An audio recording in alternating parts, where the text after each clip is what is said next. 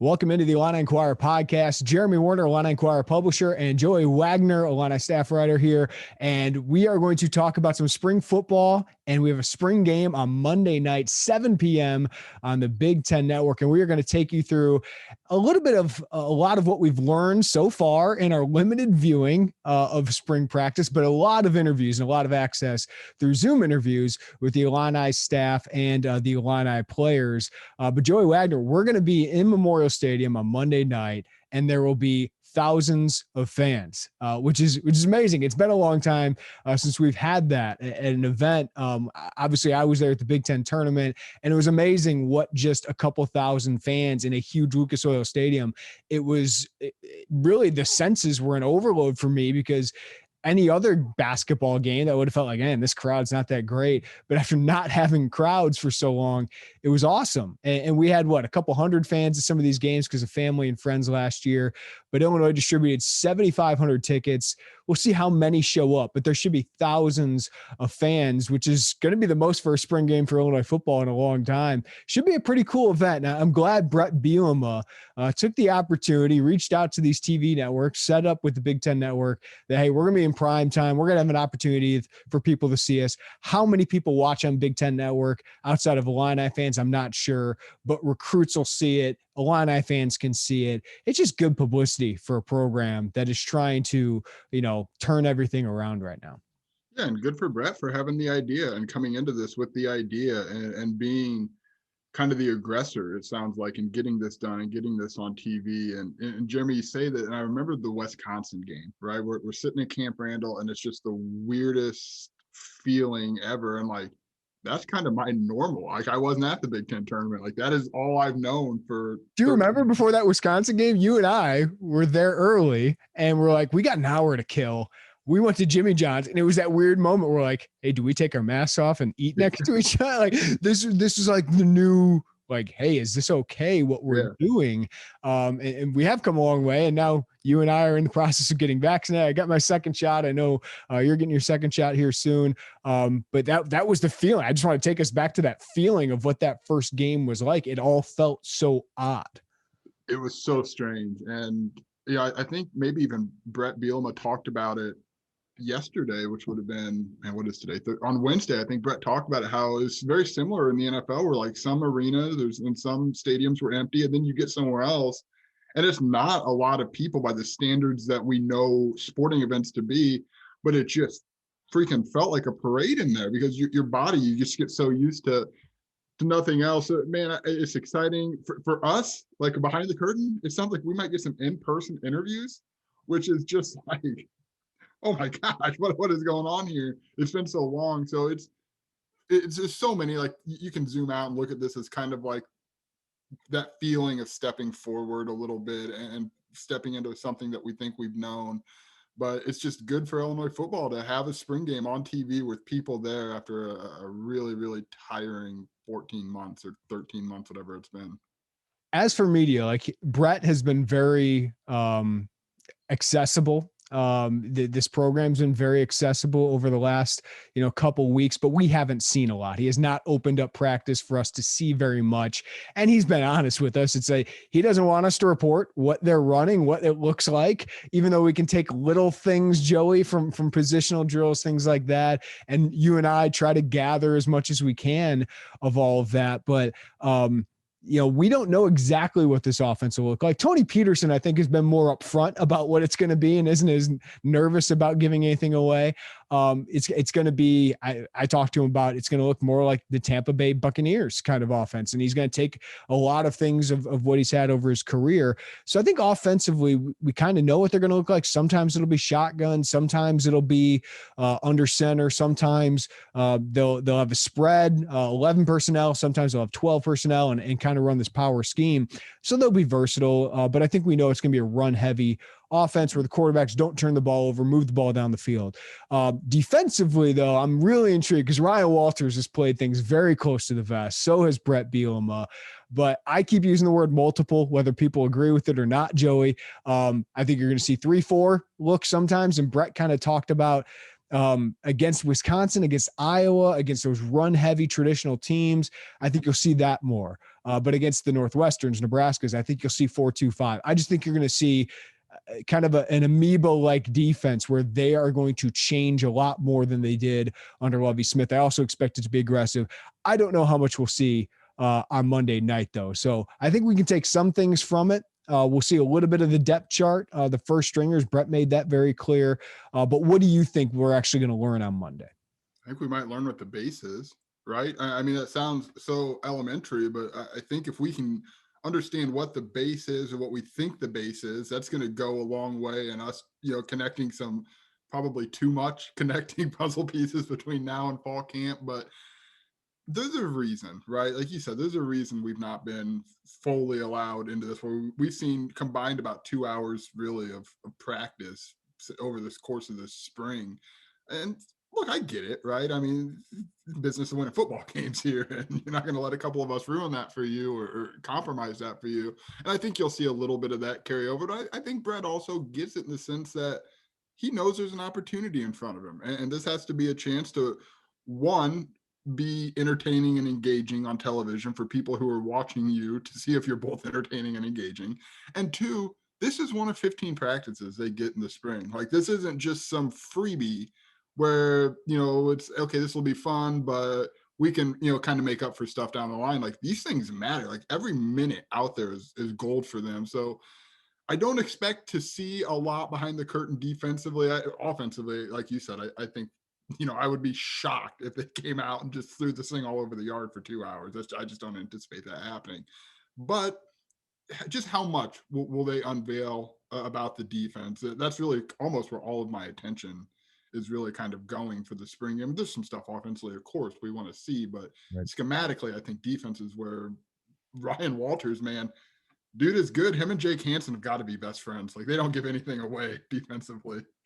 And I will say this, Ryan Walters, one of 12 members of this minority candidates or coaches that are going to have this fellowship.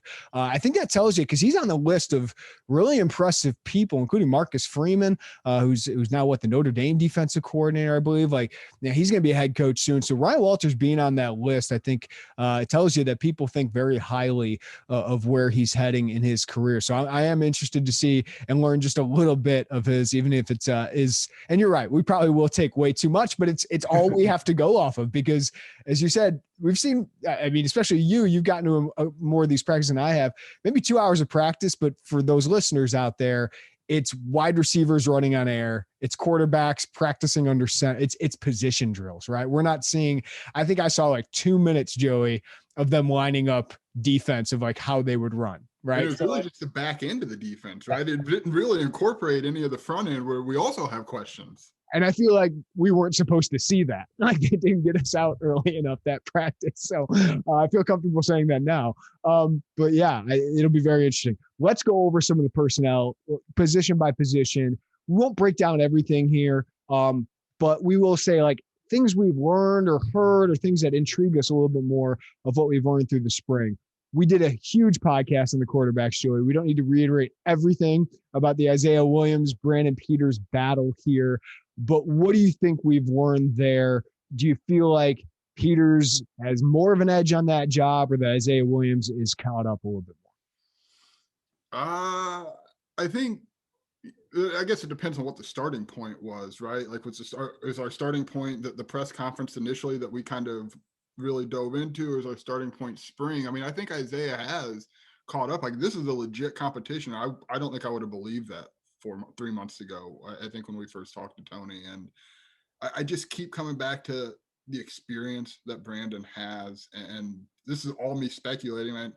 Heck, we're gonna probably end up counting snaps in 3 days, right? Like, but I just, the experience matters, and I know it matters to Tony. I mean, he said as much, right? He said Brandon has kind of I don't even call it a leg up, but the fact that he's been around, this is a 6th year in college, is certainly meaningful. And that's not to discredit Isaiah, because there's a reason Isaiah's made this a quarterback competition. And I think the fact that this is a competition is more because of Isaiah than it is because of Brandon. I mean, I think that's fair to say.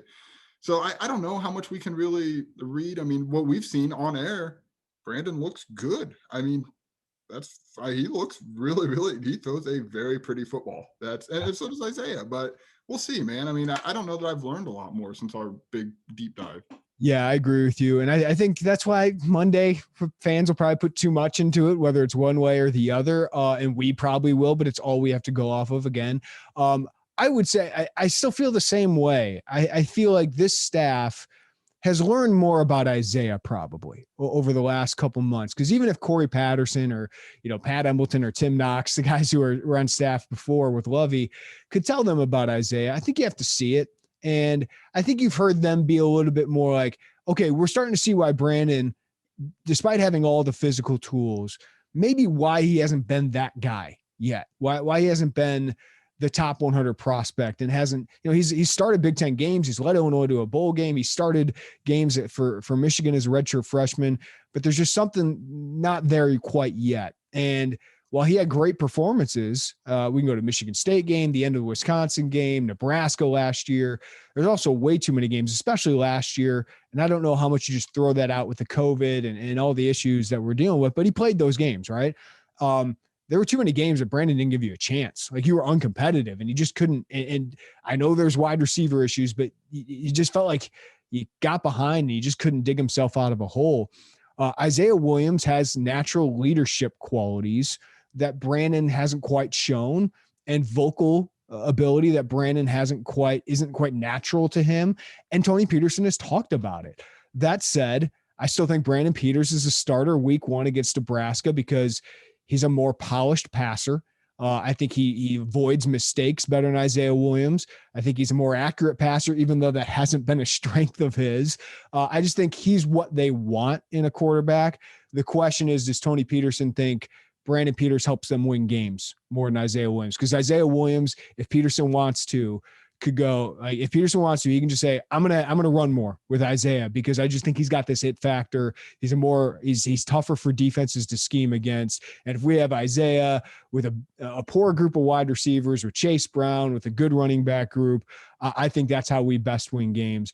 But I think Isaiah does have to show more consistency as a passer. And in the limited time we've seen them, Joey, I still think consistency as a passer is an issue for Isaiah. And I'm a huge fan of Isaiah Williams. I think he can be a successful quarterback. Brandon just certainly has an edge there. Is it a big enough edge? Right. And if we want to go beyond those two, let's be honest, it feels like there's a pretty, I don't want to say sizable because Matt Robinson's kind of in, like, to me, it's those two. I know this is a little off topic, but it's those two. Matt Robinson's a tier of his own.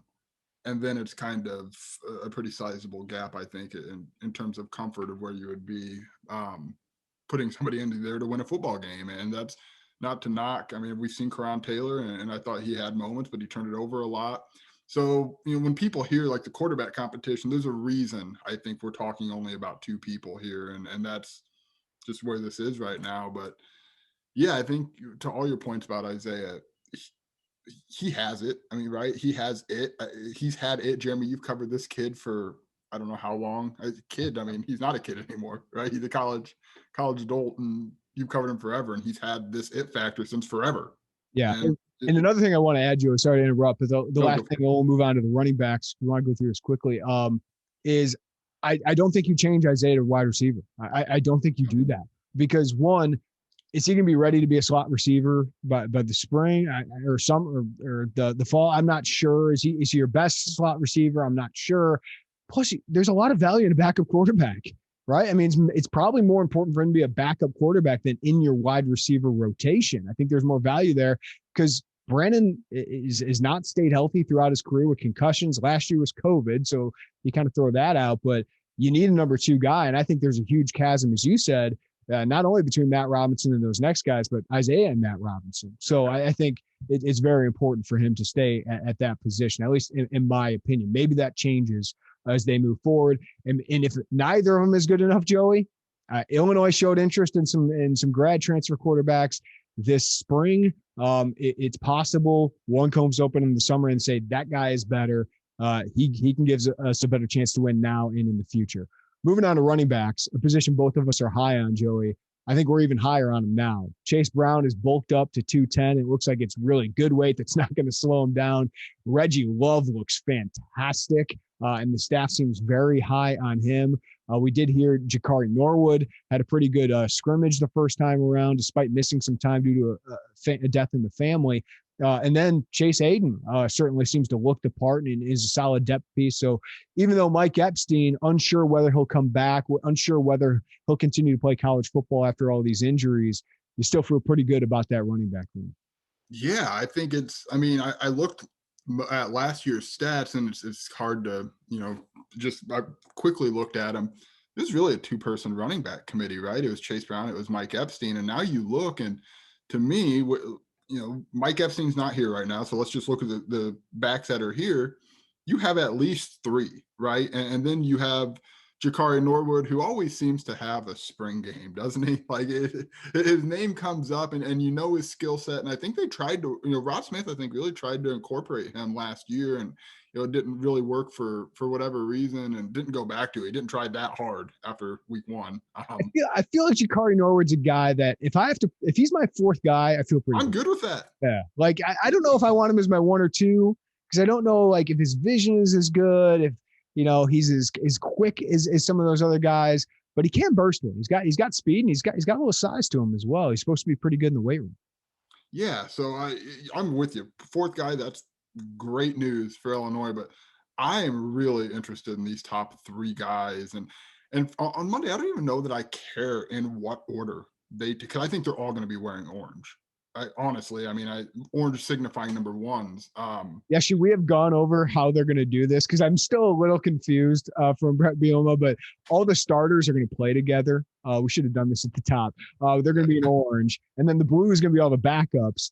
But every time the blue scores, it's double, which I kind of like. It makes a little bit of sense, right? If you want to score this and try to give a little bit of a handicap to the backups. So I would imagine if Matt Robinson scores a touchdown, it'll be 12 points. And then if Brandon Peters scores one, it'll be 6, and field goals will be kind of the same way. So just as a little aside, I guess that's how it's going to be set up. And I think it's going to, you can't have orange versus orange, or you're not going to know what the heck's going on. So I think it's going to be the starters on offense versus the non-starters defensively, and then backwards, obviously, right? The non-starters offensively versus starters defensively, I think. And just in terms of pure optics and not having everybody watching this confused at home or in the stands is what in the world's going on, it also makes sense. So that's the working understanding I'm walking into Monday with. At any rate, this is, to me, probably the strongest group on the team. I think I could hear an argument maybe for a couple other positions we'll get to. Non-specialists, yes. I think running back is the group you feel like, okay, that's a Big Ten depth chart, right? Like that's what we need at every position. If Mike Epstein came back, I'd feel like it's a group you could see it at most Big Ten West programs. Correct. Yeah. And so I don't know how much, one, can they move the ball? Like, are they able to effectively run the football? I'm just walking in also with the understanding that's going to be yes. And then I don't even know if I am I'm sure if I say this and like Tuesday morning, I'm going to dissect everything, but like, I don't know that I'm that interested in how many carries Chase Brown gets versus Reggie Love versus Chase Hayden.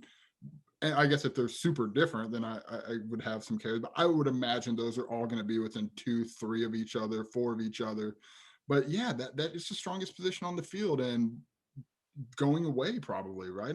I just think that's really good. And, they're not going to have all the fullback options, but how are they going to work that, right? Like how are they going to move some guys in there to be those blockers? That's also, I guess, something we kind of skipped over offensively, what we're looking for, but how does that look? And who is that H-back type of position?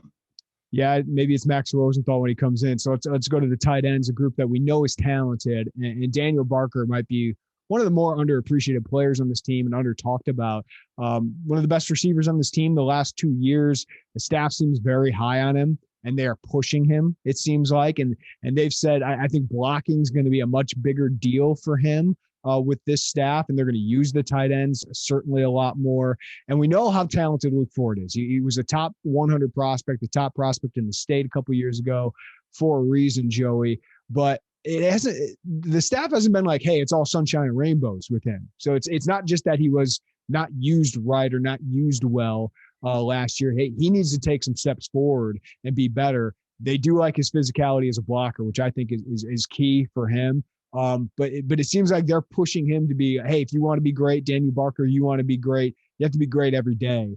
So I think that's the right approach with both those guys, because both those guys have next level kind of talent. But I still think there's an untapped potential, obviously with Ford that we haven't seen, but I still think Barker has another level to him as well. I think Daniel Barker may well be the leading receiver on this team by the time December rolls around. But yeah, I like that the staff has come out and that's something I think we're seeing, Jeremy, a little bit of the staff is they're not afraid to in these Zooms challenge somebody. I mean, not like beating them down, but it's honest. And I think it's a similar version of the discussion that's happening in the building, and they're sharing that with us and putting that out there. But if you can get that potential out of at least those two, right? And those are the two I think I'm focused on for good reason. That is a really, really good 1-2 punch. It just is. And I think, there's a lot of fans who hear like, we're going to use the tight end and say, yeah, got it. We've heard that before. Call me when they have more than like one catch in 3 weeks. Right. So we'll see. I don't think Brett Bielema and Tony Peterson have to prove that, but I think there is a trepidation for fans because they've heard it before. And Illinois always seems to have these tight ends who are just these like freaks, but aren't freaks until they leave Champaign. Right. I will add, you want to talk about how much importance they put into this position. They're moving everybody into tight end. Everybody's a tight end. Any walk on, you want to play tight end, you come in. Tip Ryman is moved there, and he's getting some first string reps, and the staff speaks very highly of him. I remember he camped at Illinois. He's an impressive athlete, just didn't have a lot of bulk to him, but 6'5", seems like he's added a lot of strength. So it wouldn't surprise me if he's a guy, I don't know about this year, but maybe in a year or two, who's really part of that rotation. If he can be reliable, he's certainly got the length to it. He's got some athleticism. They moved Josh Beetham, a burly quarterback, to tight end, and Michael Marquez, whose brother was a shocker. That's a shocker to me, man. Michael Marquez's brother Henry was a scholarship wide receiver at Iowa. Michael, I think, is almost as good of an athlete as him. Had some Division I offers, so that'll be interesting. But it shows you that, hey, we need bodies here, and we need to upgrade the talent here, and that's why it's such a big position to need in the class of 2022. I think they're going to add a couple tight ends in that class, but I think that is another proof of just how important this position is to Tony Peterson in this offense. And Michael Marquez is my surprise, just because like it's been so long, right? Like some of these other guys are a little younger, and like Michael's a pretty serviceable, like if things are, if depth is starting to become an issue, Lovey plugged him in frequently back there. And then Brett Bielema comes in and is like, all right, last year in college, try something different. I think to your point, like, yeah, that really proves that they are real on this. But will there be another guy? Like that's kind of an underlying storyline. I think it'll be Tip Ryman. I'm almost willing to say, like, when I think of tight ends, he's in that, not skill wise, but in terms of use wise, he's in that like top 3, because we've heard his name so much getting reps with the ones. Like they've not, for everything they've hidden, they've not really hidden that. And they've been very high, at least to us, on him in terms of just getting snaps. Yeah, we got to remember Max Rosenthal from Michigan State transfers coming in. I think he's going to be that H-back, super-back, fullback kind of guy. Daniel Barker clearly is kind of that hybrid tight end who's going to block a little bit more, but I think you'll see him in motion a little bit more. And I think Luke Ford's that inline traditional tight end that you see at Iowa and Northwestern, Penn State all the time. All right, wide receiver, you and I have talked about this is a big position of concern, and I remain that way. I think Donnie Navarro, I think, probably opened this staff's eyes as he did the last staff's eyes, because they talk about him so much in his approach. He's just a professional with the way that he works, the way he studies the game.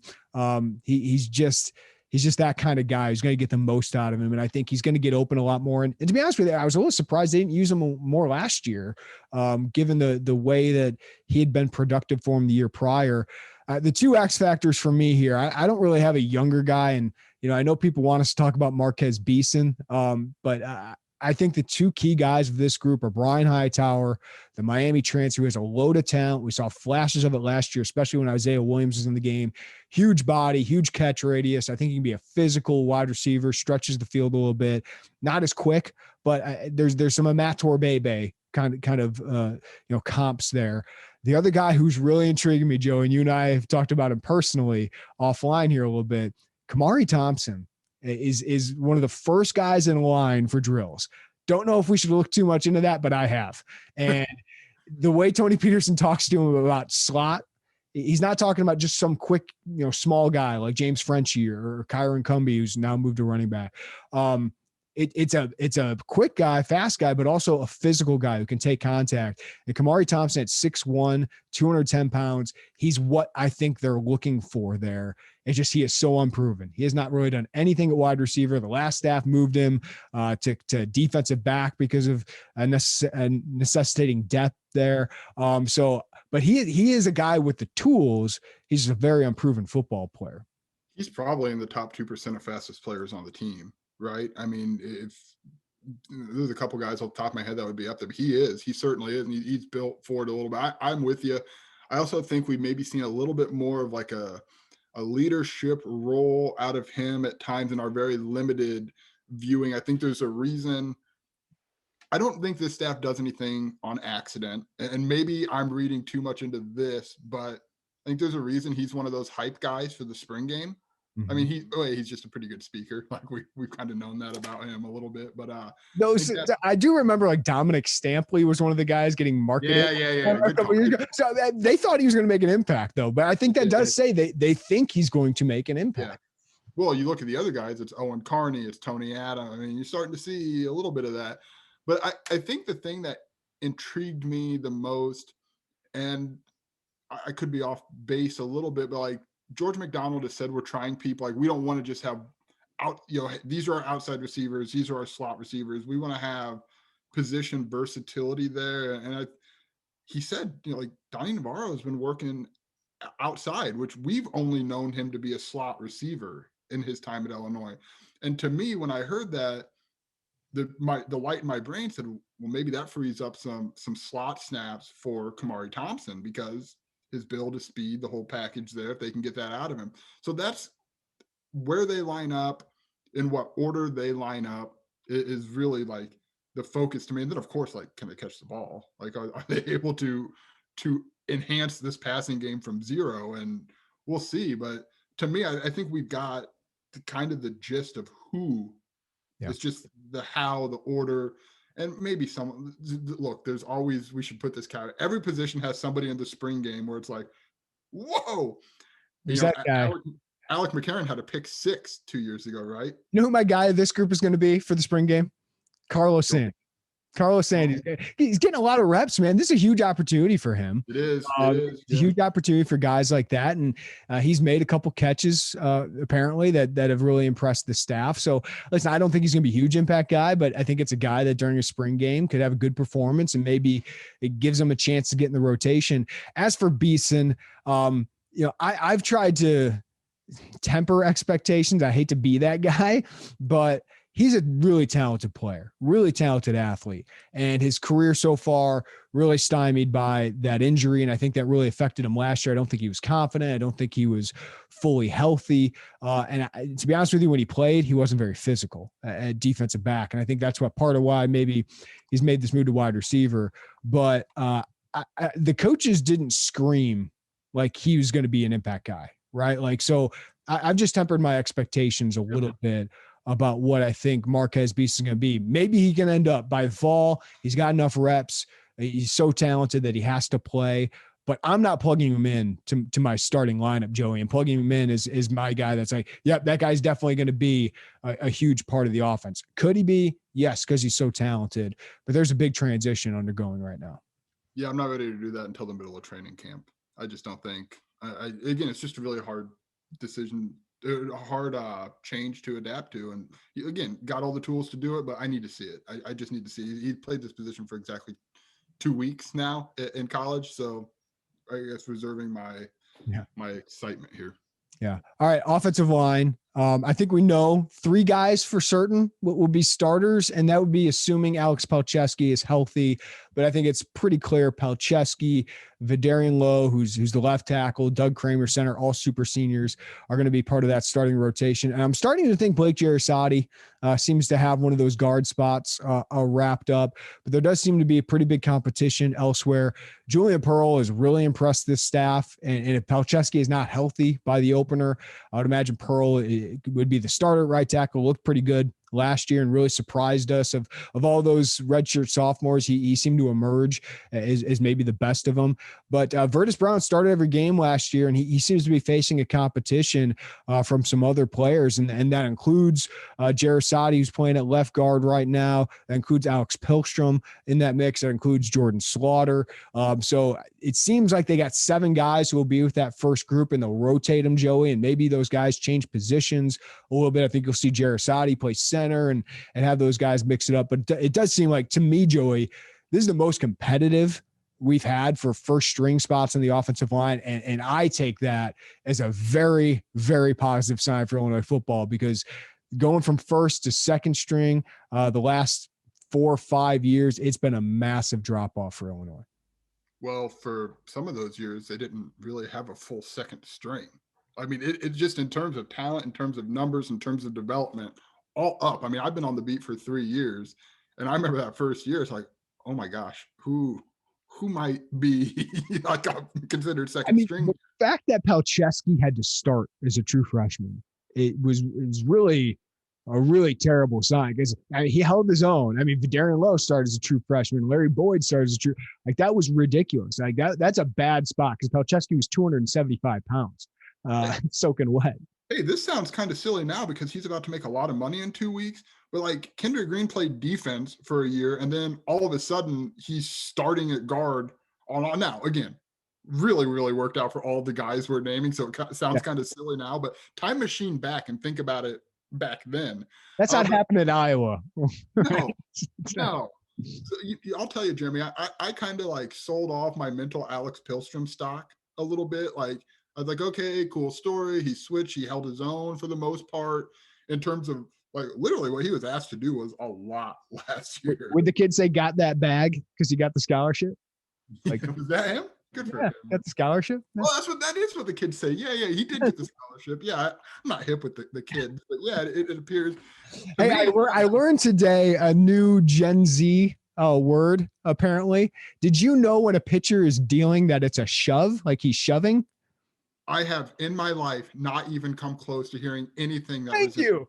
Isaac Daughter texted me that today, and I go, I'm an old. Explain what I love. He said, I love watching Lance Lynn shove. And I'm like, what the heck does that mean? I have to ask these guys what it means. And I am supportive of some Gen Z language.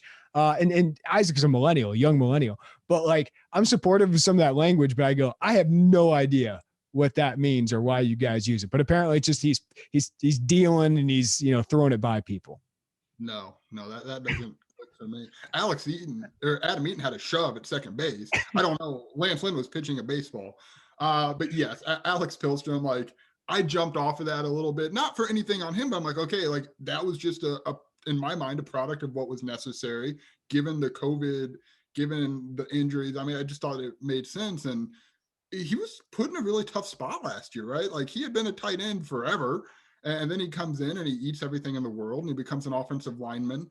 And all things considered, he held his own, but we're seeing him a little bit more with some of those first strings. And I firmly think he'll be a guy in orange on Monday. And I'll be curious how that shakes out. And again, the backdrop to all this is, what does it look like in the fall, assuming Alex Palczewski is healthy?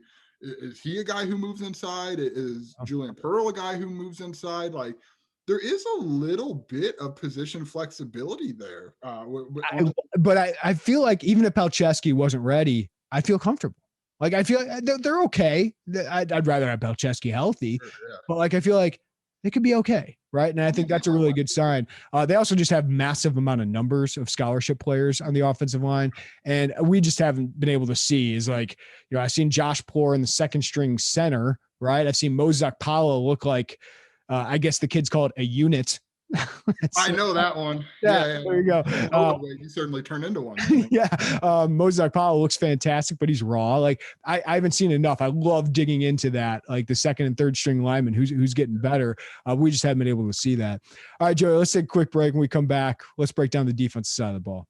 All right, Joey, let's focus on the defensive side of the ball now. And it's kind of an area where I feel like because they're distant from us when we actually get into practice, we don't get to see much of them. We see Andy Boo's linebacker group, whatever is left of them, whatever is healthy bodies that they have out there. And we get to see Aaron Henry work, which is a lot of fun. But Kevin Kane's off in the distance with his offensive outside linebacker group. And Terrence Jamison, I feel like I haven't barely seen any defensive line play during this entire spring. So spring game, we'll get to learn a lot more. But the defensive line group is banged up a little bit. I mean, Roderick Perry and Jamal Woods, two of the main pieces that are back this year. And I think Roderick Perry is one of the most important pieces that they've gotten back as a super senior. But it does allow us on Monday to see a little bit more of the young guys who I think we are high on, but still have a little bit more to prove. But there's a defensive line group that I think is going to play different roles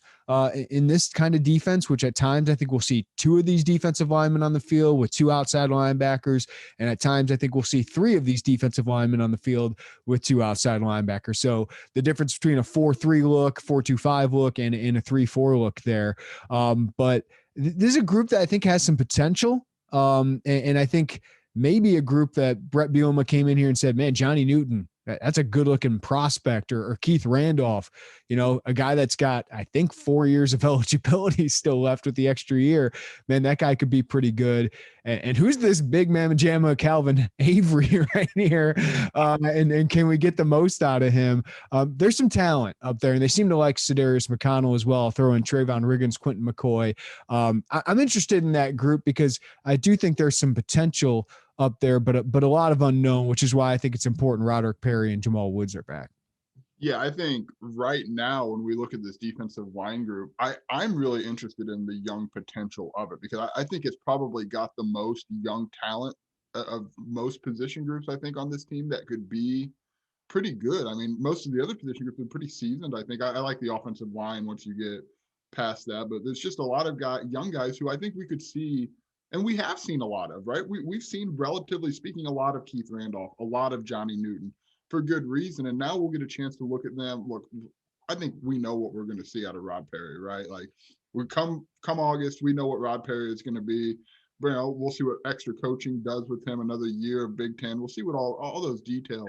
Do you think Illini fans, and I'm not trying to say like, I don't know if Illini fans know how good he was last year. And I know because the season didn't go so well, and he wasn't available the last couple games, but he was really good. I thought he lived up to the hype. I thought he was one of their most important defensive pieces. Like, I know Owen Carney had bigger stats. I thought Roderick Perry was more disruptive consistently throughout the season. So I just want to give a little bit of a shout out to him because him coming back, like out of all the guys coming back, it wouldn't shock me if he's the one that's drafted, if he's the one that makes it in the NFL. So I thought, Owen Carney, Isaiah Gay coming back, and we'll talk about them with the outside linebackers. That is hugely important. But I thought equally or even more so was Roderick Perry coming back.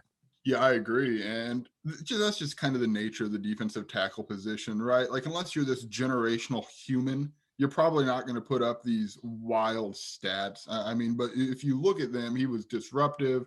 He ate up blocks. He freed up space. I mean, he was just really good. But one of the things, Jeremy, I'm interested in this defensive line is like, it sounds like they could be fairly interchangeable at some positions. Like we know Calvin Avery's probably not lining up outside, right? We know Roderick Perry is probably going to be a nose guard. Like we know these things, but I think Johnny Newton kind of alluded to it's like, I'm going to line up in some different places. And I think Ryan Walters, who, like we talked about, is the king of keeping secrets, kind of almost the other day said something. He goes, well, I'm not going to give away everything for you, but I think we're going to see some of these guys move around. So how he uses this defensive line group. And again, I like the young potential. I think we're going to see, I don't think we just saw a lot of Johnny Newton last year because they needed to see a lot of Johnny Newton. I think he's really good. I think Keith Randolph, every year Keith Randolph plays football, feels like this large leap forward because he is still so raw, relatively speaking, and he has all the physical tools I think you need to be a good defensive lineman. So those two guys, I think when I think of the young linemen, maybe it's just because we've seen them a lot, right? But those are the guys who really like shoot to the top of my mind. And it will be interesting. I mean, Lovie Smith's scheme, it was basically one gap, right? You disrupt that gap, get upfield, disrupt things. And there were some guys that were really good at it. I thought Jamal Milan was good at it. Roderick Perry was good at it. Jamal Woods, when healthy, is very good at it. But, if you want to get football, it'd be very interesting to see what the different responsibilities here are in Orion Walters' defense. But I do agree with you. I mean, Calvin Avery is a nose guard. He's going to be on the shades of the center, right? And I think Roderick Perry will mostly play that role as well, but he's good enough to play a 3 technique. But I do think Keith Randolph can play the 3 or the 5, which is a defensive end lined up over a tackle. I think you can see Jamal Woods doing both those roles. I think Johnny Newton is versatile enough to play those roles. Sedarius McConnell eventually will be that. So again, I think we're talking multiple, versatile. I think that's what you're going to see a lot out of this defense, so that the opposing offense doesn't know exactly what's coming at it, which felt like it was the case last year. All right, moving on to the outside linebackers. There's a lot of intrigue here, just because Isaiah Gay, I thought all along, was a 3-4 outside linebacker type, like a stand-up edge rusher. And last offseason, Lovie Smith did have these guys standing up a little bit, and then they never used it. But they just feel that it allows them to see the field better, allows them to be a little bit more disguising as a defense. You will see these guys, though, in a traditional 4-3 kind of setup. Other times you see them drop into coverage. But mostly these guys are going to get after the quarterback. But getting Isaiah Gay and Owen Carney back here is huge, obviously, for this group. Seth Coleman is the prototype of how you look as an outside linebacker in this setup. So I think it's a great setup for Gay and Coleman. I think Carney is more of a defensive end at the next level, but I don't think this hurts. But it's just going to be very intriguing to see how they use these guys. I think these are kind of the chessboard pieces of this defense, Joey, is these guys will be moving around the field. And these are the guys that you're like, okay, what is that guy doing before the snap? And it might surprise a defense. But this is what, I mean, Wisconsin's defense, these have been the playmakers. I think of Zach Vaughn a couple of years ago. These are the guys that really disrupt things. And I think Illinois has got some talent here, at least for the next year, especially with Gay and Carney and Seth Coleman. Yeah, I agree with that. I also think when I think of this position, I do lump it in still with the defensive line. I think for reasons obvious, I think there's so much more in the Venn diagram, there's so much more overlap with them than with, if you just share a name, right, with the other inside linebackers. We can talk a lot about them dropping into coverage, Joey. I don't think I think that's going to be a much smaller percentage of the time, right? What do these guys do well? Let's get after the quarterback. Agreed. And that's what, I think, like you said, I think Owen Carney's probably more defensive end. So, like, if he's dropping into coverage, I'm, maybe hold my breath for a second. Not saying he can't do it. I just don't think he's as equipped as Isaiah Gay or Seth Coleman to do it. But what I want to see, Jeremy, is how much do we see, right? Like, that is forever for me, the backdrop of this defense on Monday night is like, how much will we see? Will they just let those two go after the quarterback, who, by the way, isn't going to get hit? They're not going to hit the quarterbacks on Monday. We should put that out there. Or are they going to let other teams have this film on national TV of these guys dropping into coverage? I'm just curious about that. It's just a little chess piece there to move. But this is an interesting group, Jeremy. And, Cooper Davis is another interesting guy. I mean, I know he had some pretty nice offers, if I'm not mistaken, before he picked Illinois. Is he not the flip from Missouri? Am I remembering that correctly? Yeah. So there's some interesting younger talent there, too. I mean, Ezekiel Holmes has also been around for a while. What is he going to look like in this? Talk about all bus team. Ezekiel Holmes has always been all bus team. It's just, he was a really good basketball player like Seth Coleman and Keith Randolph coming out of high school. Got some really late good offers. I think Michigan State had offered him late in the process as well, out of Texas. And he's always looked the part as a football player. Just how good of a football player is he? And he's had a lot of injuries and the development has been stalled there. So he is an intriguing body type and athlete at that position. This whole position is intriguing because it's new, right? Like, it's new, I guess. Like, new is always intriguing. I think it's going to be this crazy different thing. I think it's going to look a little different, like you said, maybe standing up a little bit more, like those parts. But I think when we collectively think about this defense, it's like, oh, the outside linebackers. Like when the roster first came out, well, Illinois media almost crashed Twitter when we saw 5 guys move to outside linebacker, but it shouldn't have been that shocking. I do think it's I do think it's a noteworthy change, though. Yeah, it is, no doubt. It's a change that signifies this defense is going to look different, and it's going to be I keep using the word chess piece, but I think this is just the defense is going to disguise more. It's going to be less predictable. I just think Lovie Smith's defense became very, very predictable. And as you look at many of the defenses, they have to disguise more because the offenses just have an advantage. So there's got to be a chess game that I just don't think there really was the last couple of years with Lovie Smith. All right, let's move to the linebacker group, which is more traditional linebackers.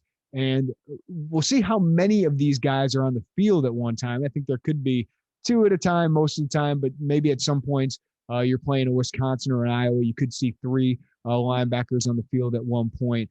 But this is a group I just don't think we've learned anything about, Joey, because the guys who will matter come the fall, we aren't seeing. This is mostly walk-ons. I guess Alec McCarron now a scholarship player, but mostly guys we aren't going to see on the field because Jake Hansen is not going through spring ball right now. Seems like he had a little bit of an injury.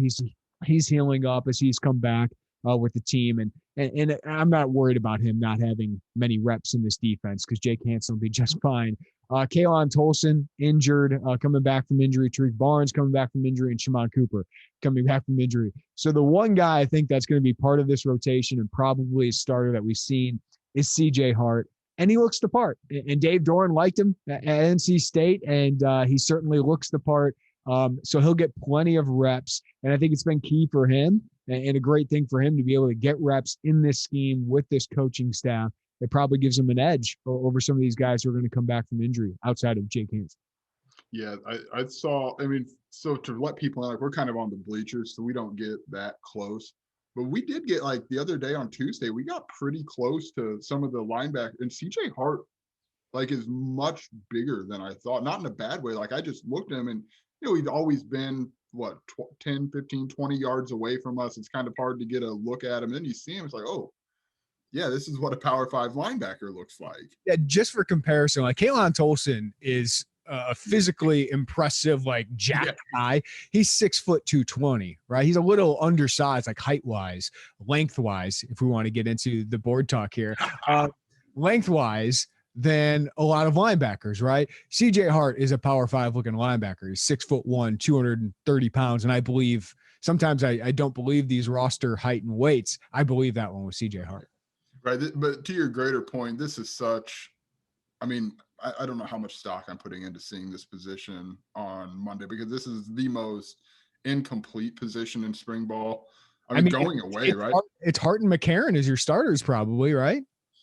Yeah, and was it McCarron or Sean Coughlin a few years ago had a pick 6? That's all I'm saying. Like something's going to happen with those guys.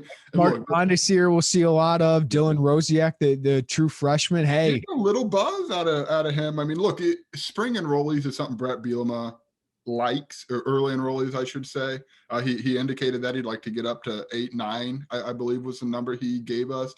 So this has been valuable. We talked about Sedarius McConnell as a defensive lineman. We've heard similar things. But I think Dylan is another guy in that mix who this is really important for him. And it's not like he's changing really a defense in college because he literally just showed up, but these are important reps for him. They really are. And, I don't know what I'm expecting, but he'll get a chance to get out there on Monday night. And I don't know, maybe a sizable amount. We'll see what it looks like. But this, again, wake me up in fall when they've got all of these scholars. Because I think I was really concerned about this position, Jeremy, like 2.5 months ago.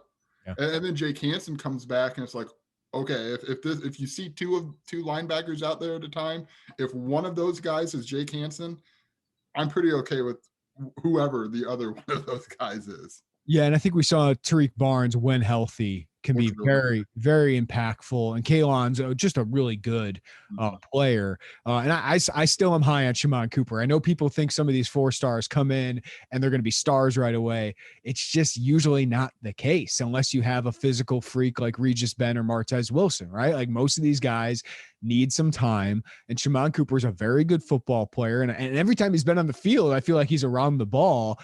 So I think once he gets back in the groove here, I think he's still going to be a very good player and maybe somebody that steps in for Hansen next year. So I feel, yes, a lot better with Hansen and Hart as a part of this group. All right, let's move to the secondary. And I would say Aaron Henry among the assistants is one of the most entertaining to watch during practice.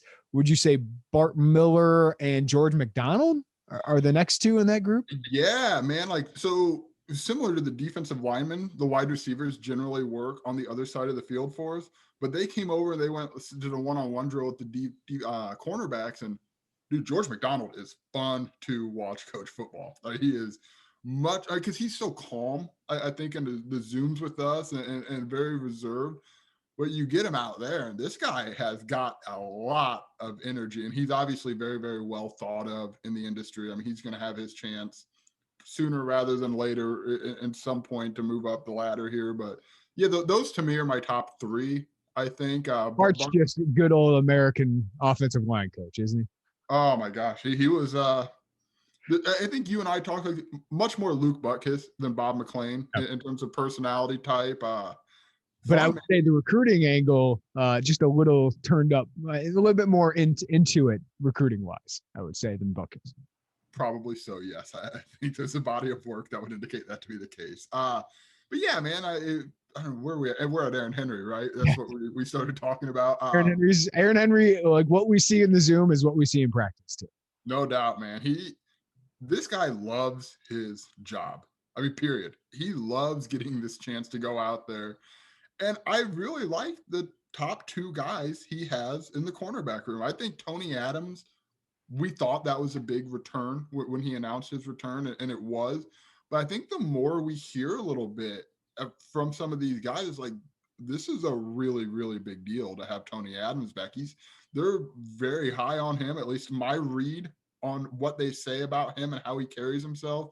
And Devin Witherspoon is their read on him is the exact read you had. Like, the second game he showed up out there and didn't give a crap about who was in front of him. He was getting to that football.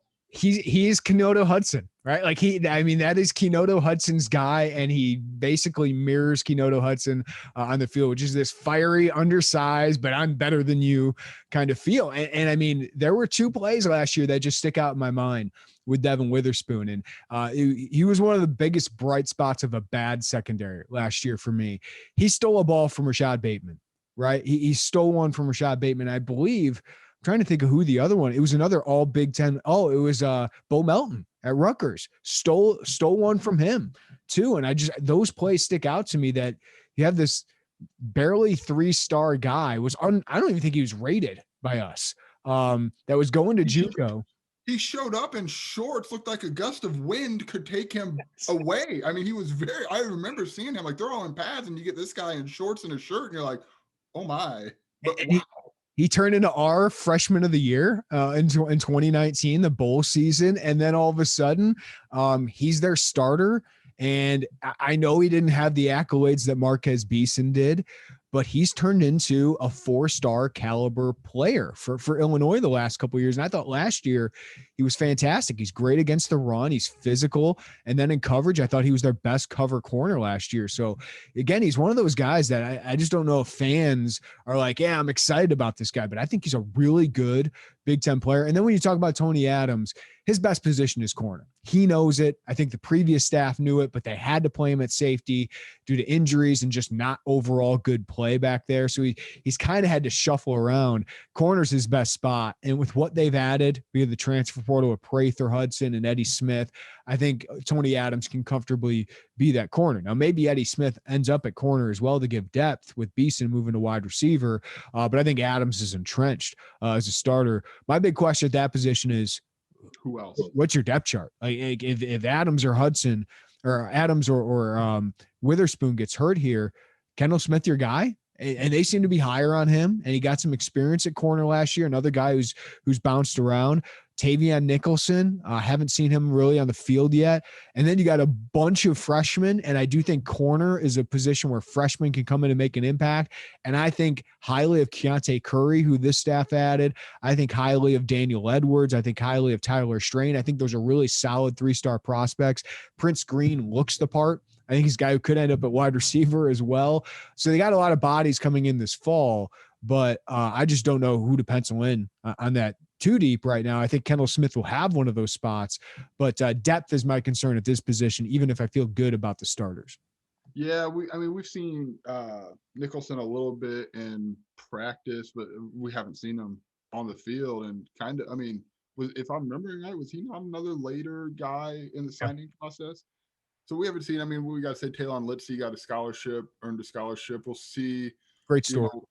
Great story out of him. We'll see what that looks like with him. I'm sure we got to see him on Monday, right? Like, there's just not enough people to not see him.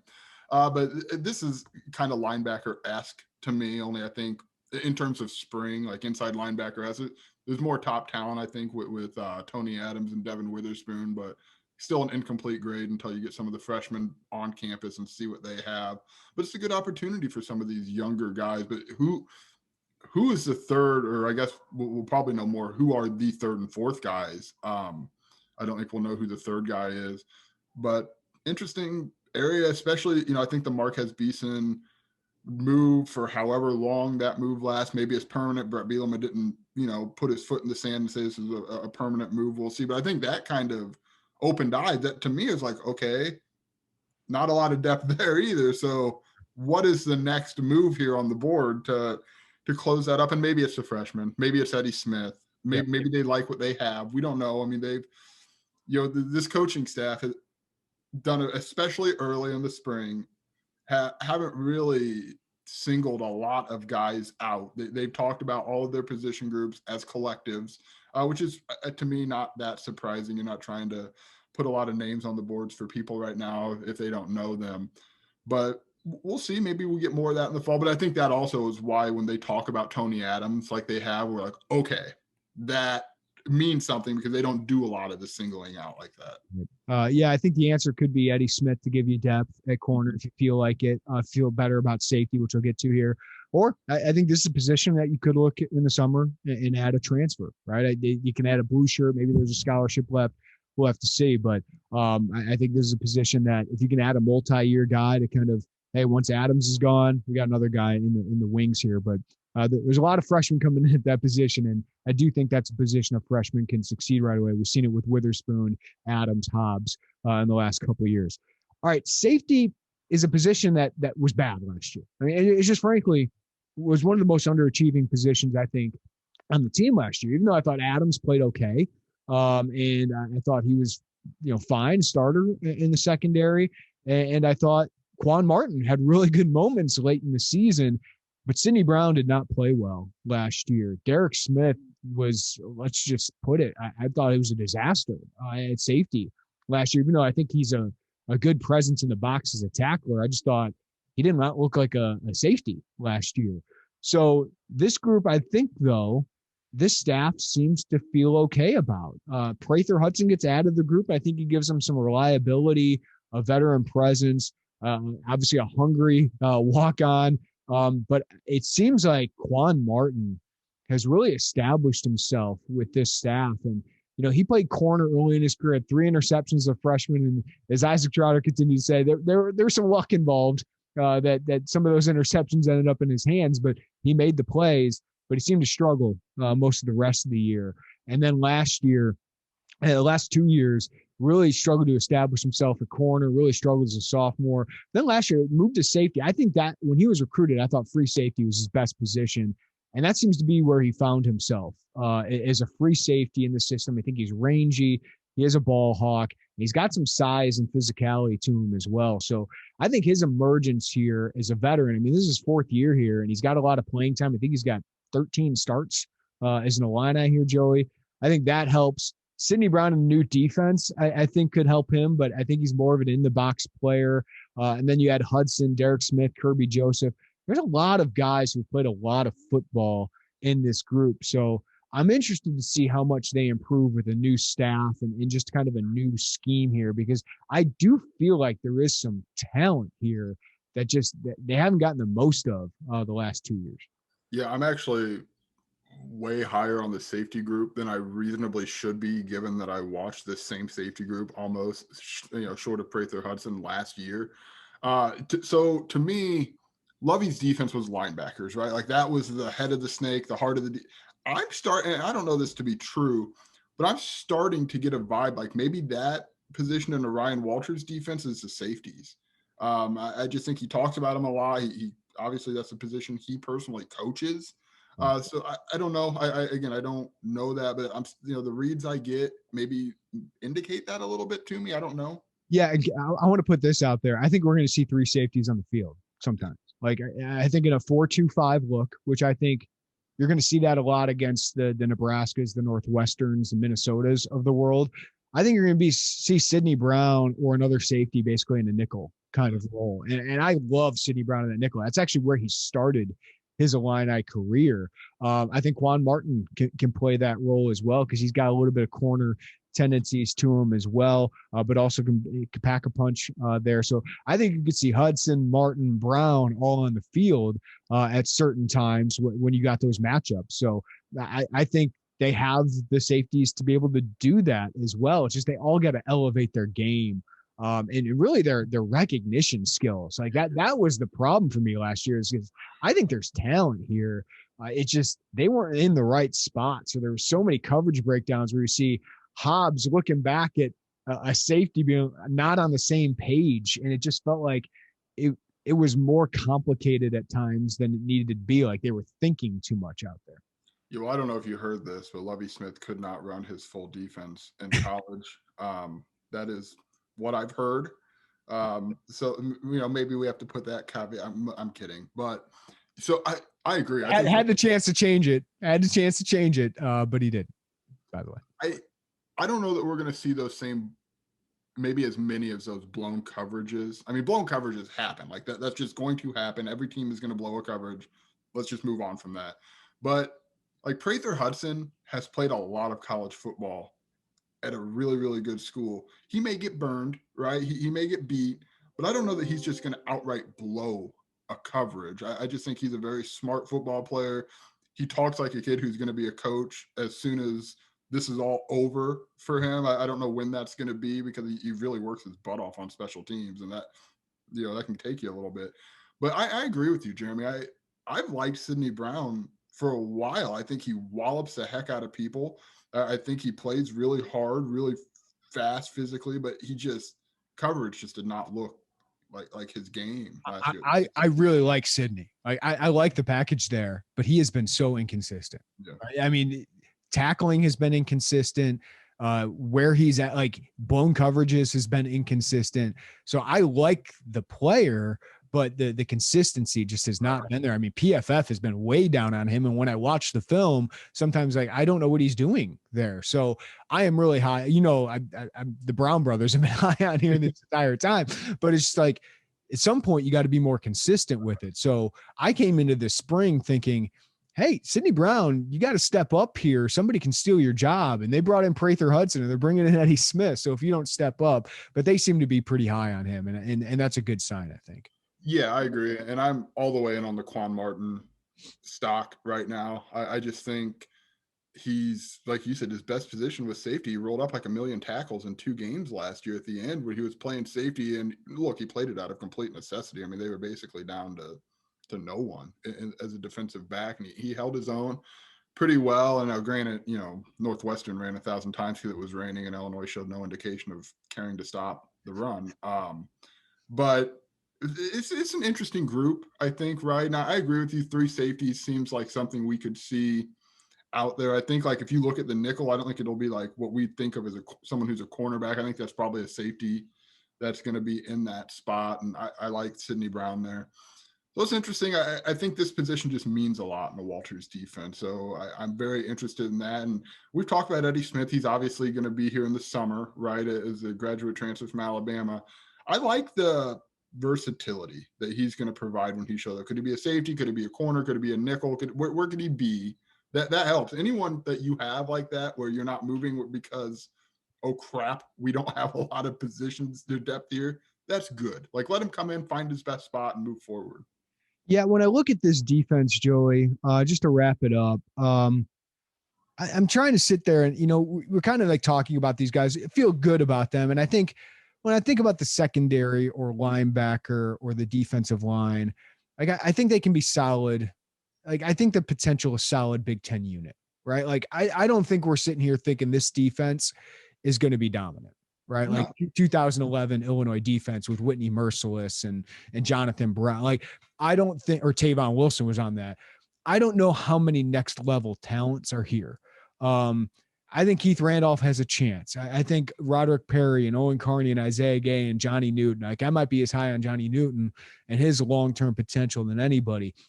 Tony Adams and Jake Hansen have a chance to play at the NFL, but none of those guys are like, yep, that's going to be a first or second round pick. No. Right. So I do think there's some good football players here that I think this staff can get more out of in a better defensive scheme that these players play better in. Right. Like, that's what I think. I think there was so much disappointment in what this unit was last year that I think good coaching with so much experience on this end of the football, I think that's what takes this group to the next level. I don't think there's a lot of, day one, day two NFL draft picks in this group, but I do think there's enough talent that was untapped last year that this staff can get more out of. Yeah. And I think that underachieving is what brought some of this talent back, right? Yeah. I mean, and I just don't know how many next level opportunities existed for these guys had they entered, for this current draft. But I'm with you. A new scheme, new is always better for the most part, right? And a new scheme, and there's a new energy. I mean, I don't think they can fake that in a Zoom. I think you can read it on their face. I think you can read it in their voice. They're buying into the energy. But yeah, I mean, there's no superstar. There's just not. There's not a superstar on this defense. Jake could be a college superstar. Yeah. You know what? I shouldn't have excluded Jake. I just haven't seen him. Like, when we go there, I just kind of forget a little bit about him. But yeah, he probably is pretty close to a college superstar. He puts up just ridiculous numbers and has done that. But probably if he's a draft pick next year, it's a late one. Right. So we'll see. I mean, I think the whole, like you said, maybe people kind of roll their eyes at the multiple. That should be the opposite. Like, if you're a fan and you hear multiple with the defense at Illinois, cartwheel through the street, because it just hasn't been that. Because that's new.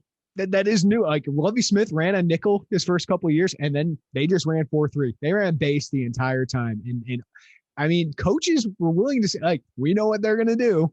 They do what they do. In their press conferences, like, you got in, and it's almost like, are they saying that? It's like, well, why wouldn't they? I suppose, right? I mean, it's not. Offenses loved playing them, and the statistics proved it out. All right, before we wrap up, let's talk about the specialists, which this would have been a huge question mark if not for the super senior rule.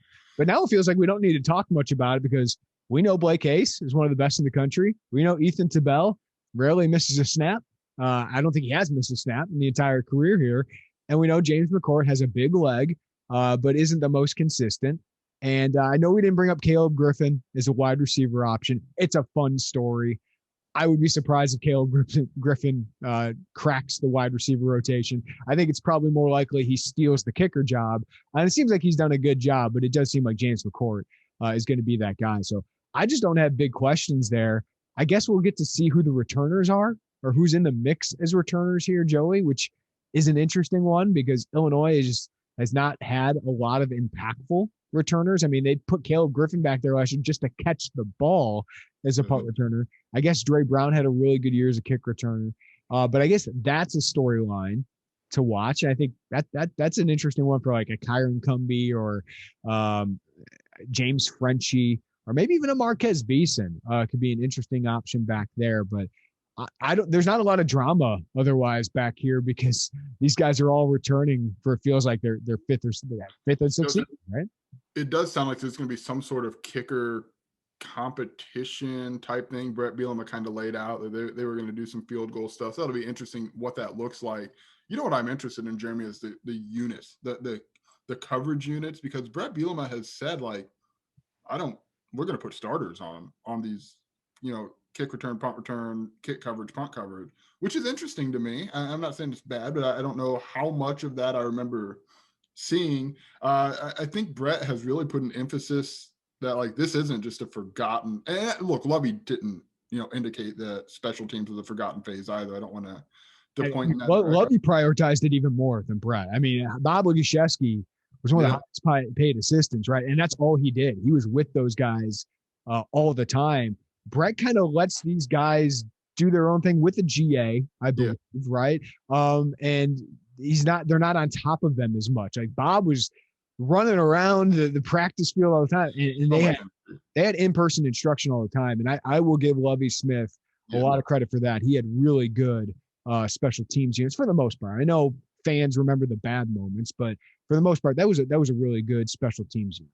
Yeah, and I'm curious. Most of my interest, I'm with you, man. I think we know what we're going to see out of the kicker, the punter, the long snapper. Maybe Caleb Griffin surprises us a little. I don't even know if it's a surprise. Maybe he takes a job.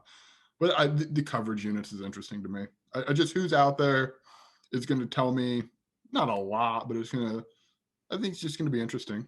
Might see more starters, Brett said. That's what I'm saying. Like if you look up and you start to see a couple starters, like, oh, well, hello. I don't know that I don't remember how much of that we saw in the past. And I got it from Lovey's angle. Like that's a good opportunity to rest your guys. And if you have capable, I mean, that's where walk-ons can make their hay. That's where guys like Kendall Smith have really shined. Devin Witherspoon is a fantastic gunner.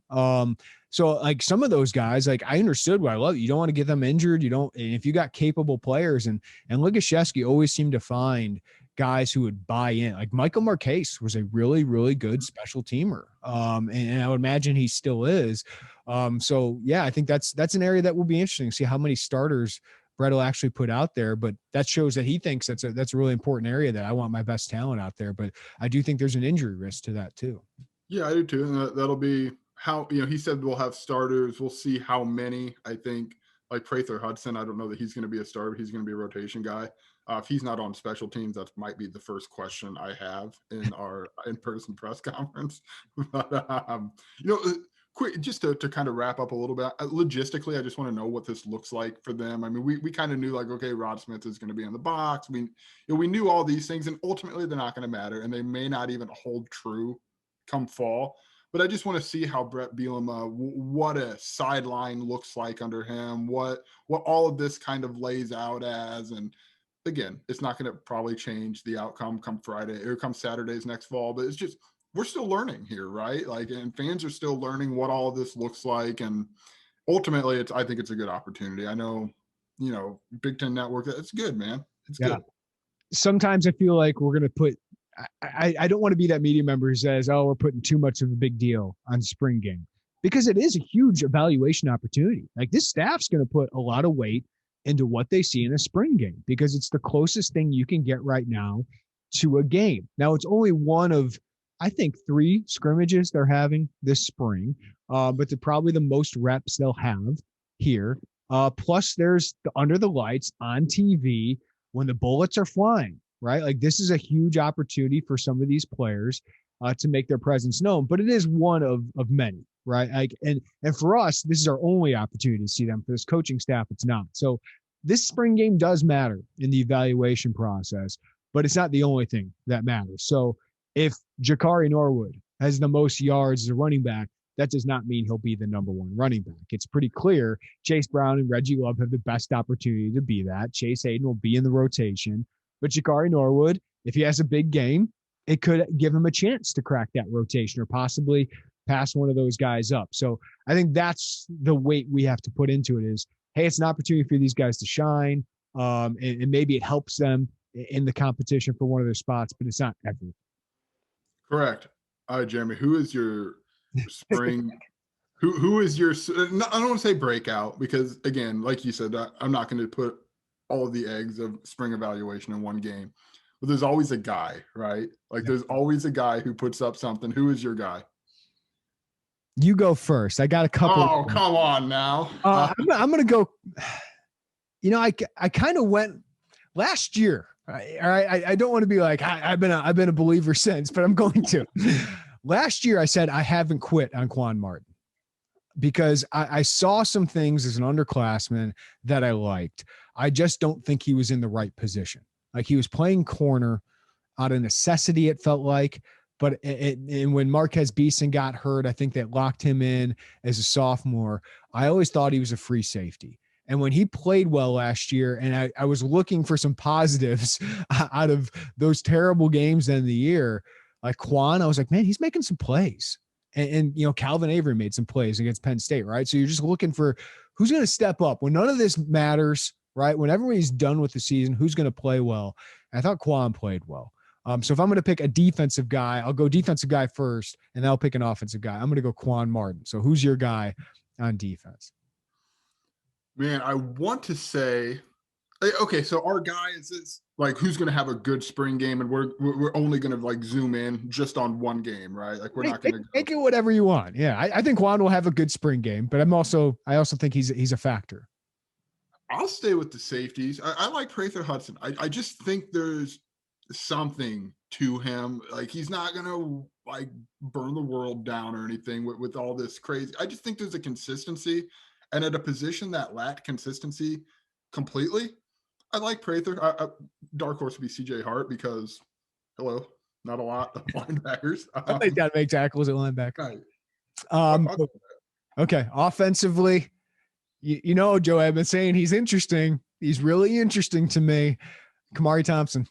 I'm not going to sit there and say Illini fans put him in your starting group, but he's just got physical tools at a position where there's not enough physical tools. And I think his combination of speed and power at 6'1", 210 are just really intriguing to me. And as you said earlier, he's on the video. They seem to be showcasing him a little bit, and he's at the top of the group when they get into wide receiver rotation. I'm looking way too much into that probably, but it's just a position that I'm concerned about. And he's a guy with tools that intrigue me, and they seem to intrigue the staff. So I'm going Kamari Thompson as my guy on offense. Reggie Love, man. I think like he's a guy who, even if he's not like doesn't have a really, really good season, I don't think it derails much offense. Like if you have him, that's great. But I think the position is so deep that like, okay, this wasn't the season we thought, but I think it's going to be a really good season. I think he's going to look really good on Monday. He's just that he's got the build. I mean, last year, the numbers just aren't there, right? Like no one's going to pretend like they are, but he kind of made a good point. And I'd forgotten about it a little bit. He was hurt as a senior in high school and was coming back from that. And physically, for the first time, he was going to be a focal point. He had a great state championship game in 2018, I believe it was. And then with Mookie Cooper gone, with Frenchie, or it was him and Frenchie basically, but with Marcus Washington, Isaiah Williams, it was going to be the Reggie Love show, and then he broke his foot. Yeah, I'm just in on him, man. I think he's got all of the tools that they want in a running back. He's tough, he's strong, he's got all of that. He's my guy. I just think like, you jumped on Chase Brown last year, 2 years ago. When they got him. Yeah. They got him, and I turned on film of watching him against Michigan and Syracuse. I go, that looks legit. So yeah, Reggie will be the guy that I jump on. One more, Jeremy. Two more. My walk-on to watch is Tip Ryman. Walk-on to watch is Tip Ryman. Love it. You got one? To watch. Oh, I didn't have a walk-on to watch. I've always liked Bryce Barnes, but he's hurt right now. Ryman is the guy that the coaches have mentioned. I'm a big fan of Ty Lindemann. He's 5'5". He's made some catches. That kid is cat quick. So if he got like the ball in space, like he's not getting through anybody, which is always my concern with Kyron Cumbie as well. But man, he can make people miss. I'd like to see him in the returner battle. Man, he's this short little guy, but man, he's quick and fast.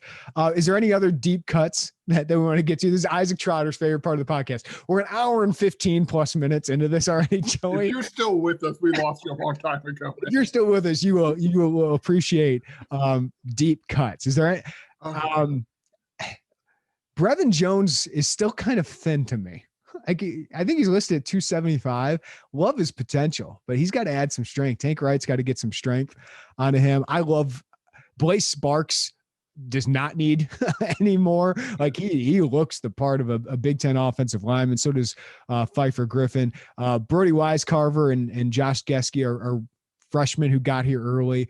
That doesn't mean they're going to play. Obviously with so many offensive linemen, but it's always good for those guys getting the strength and conditioning program right away. You got any other deep cuts here? One or two, and you might hate me for this, but I don't think he's going to be that consistent, but I think there's going to be a play where Moses Okpala moves a human being like 95 yards, and people are going to be like, oh my God, this guy.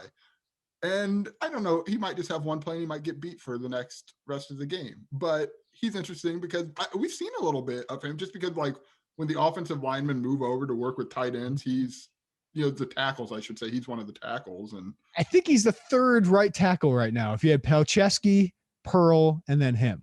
Right. Like he's working with Jordan Slaughter the time I've seen him. And I think Slaughter's obviously a second stringer. So I think Okpala is in there, dude. Like he looks the part, and there's a world of potential there. It's just, when I watch him, and this goes back to high school, there's a lot of frenetic movement, right? It just feels like there's a lot of movement that he doesn't need to have. And I've always said he kind of looks like a fawn learning how to stand, right? And how to walk, because it feels like there's so much energy with him. But it's just learning the game, harnessing all of that and turning it into a football player. But there's a world of a ceiling there with Okpala. Okay. Anthony Shipton is going to get some reps, right? I mean, by virtue of injury, he's going to get some reps. One of the most interesting looking people on the team. Yes. And Jaden Jones-Watkins is going to get some reps. Walk on from Fisher. Cool story. Kind of, didn't he like lose a wallet and somebody found him? I don't know what he's going to look like, dude. And somebody looked at his huddle film. Was it Liggs? I think it might have been Liggs. Liggs like found his wallet. They Googled him. They saw he played football at Fisher. If I'm remembering this story correctly. I am the driver of the Liggs fan club, or the president of the Liggs fan club. I love that guy. That guy was great. Give me him. We'll see what he's got. I mean, look, they don't have a lot of cornerbacks right now. He's going to play football. He's going to get out there. We'll see. Last one. I didn't think our deep cuts would extend to Jaden Jones-Watkins, but well done. Well, we're running, look, we're kind of running out of deep cuts here. So we got a Hugh Robertson one here. Last one. Oh, guy from our generation. I would like to see an old-fashioned punt off between him and Blake Hayes. Oh, wouldn't that be a dream? I still haven't gotten my Hugh Robertson interview, or you haven't either. Come on. We'll get it. Last one, over under 0.5 touchdowns for Luke Ford. You know what? Yeah, I'll go. Do it. Yeah. Because they got to get the people going. The people want Luke Ford, and I think Bielema will give it to him. I think they've got fireworks ready to rock in one of those end zone for a Luke Ford touchdown. Last year when people started going like, Luke Ford 400 yards, I was like, oh, whoa, okay. Let's get Luke to 10 catches. If he gets 10 catches in his first 8 games, right? Like, hey, that's building something. I get it. He's an exciting guy. It's the same thing with Beeson. Like, you get these top ranked guys, you want them to succeed right away. But it's just like, we kind of got some, vibes last year when Rod talked about him. It's like, yeah, he's got to put it all together, right? And we've kind of got that from Bielema as well. So, I mean, world of talent. I love talking to Luke Ford. I think he could be great. But it just feels like, there's still a process of putting it all together. Yeah. We'll see what happens in the fall, but I'm picturing a red zone attempt sometime in the second quarter. There's a walk-on linebacker who's, God help him. You get the misfortune of having to cover Luke, and you just throw it up to the moon and let Luke Ford get it and score a touchdown. I'll take the over. And boy, will it be, I think that place will go nuts. That's what I think Luke Ford is. He's a great physical blocker and a good red zone target. I think Daniel Barker's the guy who makes plays between the 20s for the most part. So that's where I think Ford can be really, really valuable. And I think this offense will certainly help it. All right. I think we covered a spring game for people. All right. All right. I hope you guys all enjoyed that. Have fun at the game if you're going or if you're watching it, 7 p.m. Central Time on the Big Ten Network. And of course, we will cover the heck out of it. I have the 10 things that we're going to watch at the spring game. I think we covered most of them in this podcast, but we'll have it in written form here coming up this week. And we'll cover out the standouts, everything we saw from the spring game as well. Joey Wagner, always appreciate the time, man. I appreciate it, man. All right. Get all your information at IlliniInquirer.com. Thanks for listening to the podcast. Subscribe to us, rate us, review us, wherever you get your podcasts. Everybody have a great day. Take care of each other. We'll talk to you next time on the Illini Inquirer Podcast.